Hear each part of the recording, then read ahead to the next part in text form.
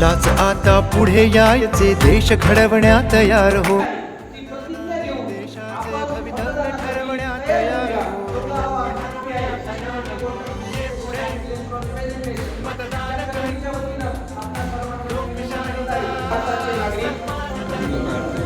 लोकशाहीवर निष्ठा ठेवून याद्वारे प्रतिज्ञा करतो की आपल्या देशाच्या लोकशाही परंपरांचे जतन करू आणि मुक्त, निपक्षपाती व शांततापूर्ण वातावरणातील निवडणुकांचे पावित्र्य राखू.